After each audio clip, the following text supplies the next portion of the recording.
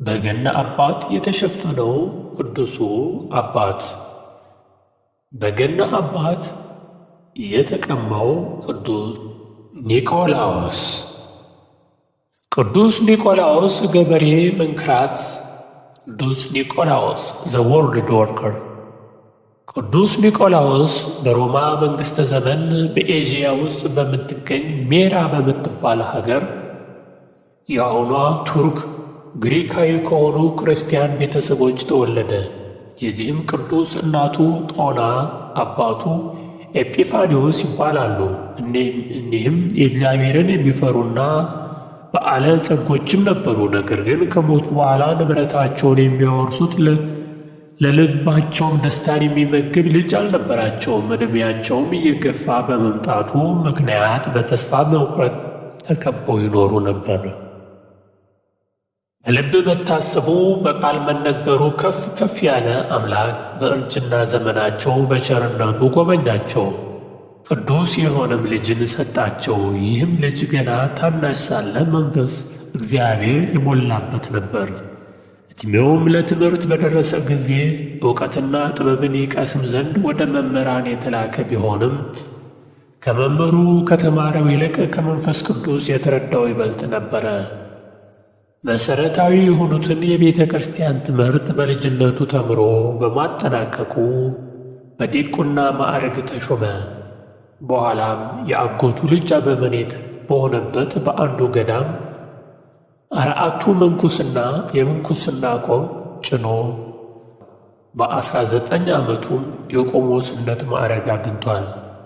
ለዚህም የቅዱስ አባት እግዚአብሔር ተአምርና ድንቅን የሚያደርግ ሕሙማንንም የሚፈውስ ታላቅ ጸጋ ስጦታ ሰጥቶታል። የስጦታ አባት ነው። በሞራ ከተማ የሚኖር ቀድሞ ባለ ጸጋ የነበረ በኋላ ግን ሀብቱ ንብረቱን ያጣ አንድ ሰው ነበር። በድህነቱ ምክንያት ሊደራቸው ያልቻለ 3 ዕድሜያቸው ለጋብቻ የደረሱ ልጆች ነበሩት። ሰይጣንም ሴት ልጆቹን በዝሙት ሥራ ገንዘብ እየሰበሰቡ ሕይወታቸውን እንዲመሩ ያደርጋቸው ዘንድ ክፉ ሐሳብን በሕሊናው አመጣበት። እግዚአብሔርም በዚህ ሰው ልቦና ውስጥ ሰይጣን የተከለበትን ክፉ ሐሳብና ምን ሊያደርግ እንደተነሳሳ ለቅዱስ ኒቆላዎስ ገለጠለት። ቅዱስ ኒቆላዎስም የእናት የአባቱን ገንዘብ ከሆነው ላይ 100 ዲናር ወስዶ በስልቻ ጠቅልሎ ማንም ሳያየው በምሽቱ ወደዚያ ድሃ ድሮ ሀብታም ወደ ነበረው ሰው ቤት በመሄድ በመስኮት በኩል ወረወረለት።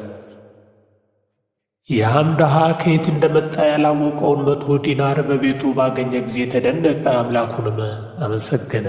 ያሰበውንም ክፉ ሐሳብ ትቶ በገንዘብ እጦት ምክንያትም ከትዳር የዘገያቸውን የመጀመሪያ ልጁን ዳረ። በሌላም ቀን ቅዱስ ኒቆላዎስ ሁለተኛ ልጁን መዳር ይችል ዘንድ አሁንም ተጨማሪ 100 ዲናር ገንዘብ በጥቅል ስልቻ አድርጎ በመስኮቱ በኩል ወረወረለት። ይህንም ገንዘብ ዳግመኛ በቤቱ ያገኘው ያም የድሮ ሀብታም የአሁኑ ድሃ ሰው እንዲህ ያለውን ቸርነት በስውር የሚያደርገው ምን አይነት ሰው እንደሆነ አይቶ ያውቅ ዘንድ ጉጉት አደረበት። ቤቱንም በንቃት መከታተል ጀመረ።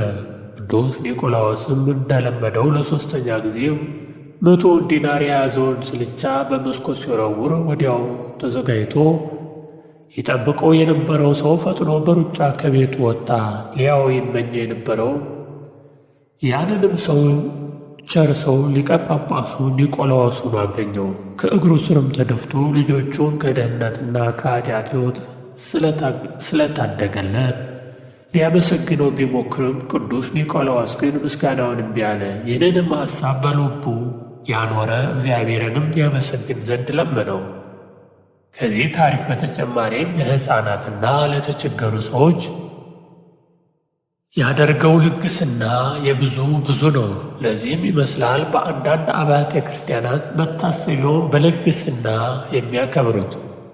በአጠቃላይ ይህ ቅዱስ አባት በዘመኑ ዲቅልጥያኖስ ስለ እምነቱ ብዙ ስቃይና እስራት ደርሶበታል። ፋታ በማይሰጥ መከራና ግርፋት ውስጥ እያለ የራሱን ሕመም ከማዳመጥ ይልቅ በውጭ ላሉ ለልጆቹ ምዕመናን የሚያበረታታና በእምነታቸው እንዲጸኑ የሚያደርግ መልእክት ይጽፍላቸው ነበር። በ325 ዓመተ ምህረት ለአውግዙተ አርዮስ ከተሰበሰቡት ከ318ቱ ሊቃውንት መካከል አንዱ የነበረ የዚህች ኦርቶዶክሳዊትነት ባለውለታ ነበረ። ከ40 ዓመታት በኋላ በሊቀ ጵጵስና መንበር በጎቹን ከነጣቂ ተኩላ እየጠበቀ በቤተ ክርስቲያን ካገለገለ በኋላ በ80 ዓመቱ አርፏል። ይህም አባት በእኛ በኢትዮጵያ የስንክሳር መጽሐፍ ላይ የዕረፍቱ መታሰቢያ የጥር ወር በገባ በ18ኛው ቀን እንደሆነ ይነግረናል። ኒቆላዎስም ማለት መዋዒ ሕዝብን የሚያሸንፍ ማለት እንደሆነ ስሙን ይተረጉሙልናል። የልደት በዓል እግዚአብሔር አብ ልጁን ለዓለም የሰጠበት በመሆኑ የስጦታ በዓል መባል ይጠራል። ይህንን በማሰብ ለድሆች በመራራት ለተቸገሩት ቸርነት በማድረግ እናከብረው ዘንድ ምሳሌ እንዲሆነን ቅዱስ ኒቆላዎስን እናስባለን።